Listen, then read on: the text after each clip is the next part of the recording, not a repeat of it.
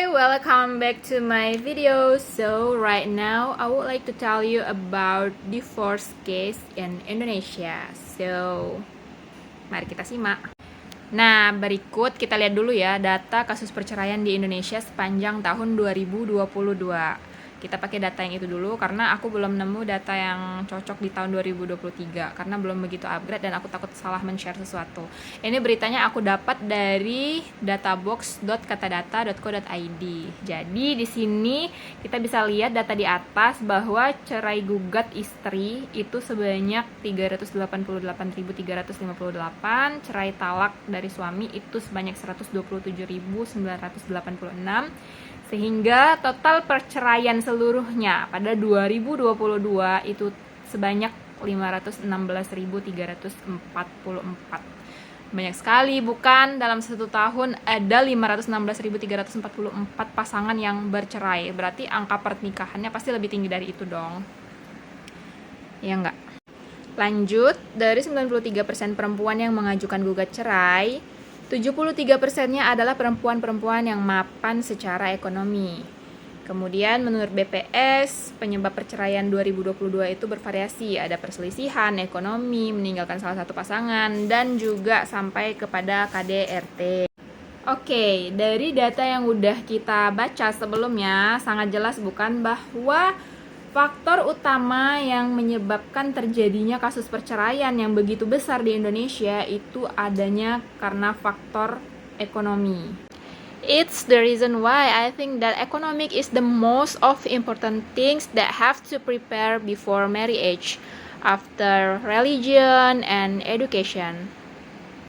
Sebenarnya permasalahan ekonomi sebelum menikah ini sudah sangat diwanti-wanti Rasulullah SAW ya. Seperti hadis yang diriwayatkan oleh Ibnu Majah, volume 1, hadis nomor 1846. Rasulullah bersabda bahwa nikah adalah ajaran sunnahku, barang siapa tidak mempraktikkan sunnahku, maka tidak termasuk dalam golonganku.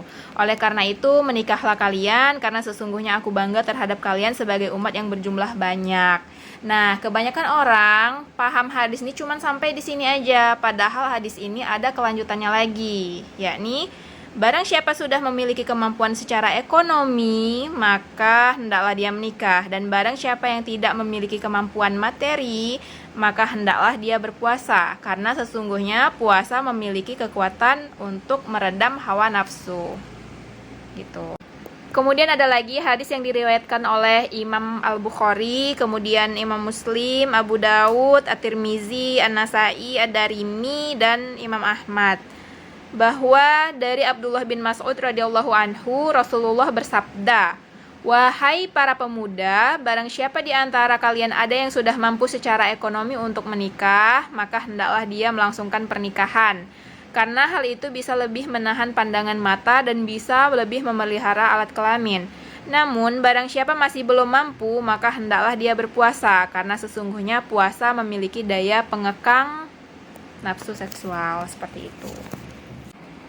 Nah, dari hadis tersebut jelas bukan bahwa ekonomi adalah hal terpenting yang harus disiapkan gitu loh. Salah satu hal terpenting. Menurut Anis, iya terpenting setelah agama dan pendidikan gitu. Udah ya, jadi setelah ini jangan bertanya-tanya lagi ya, Anis kapan nikah, Anis kapan nyusul gitu, jangan ya, karena Anis agamanya belum bagus.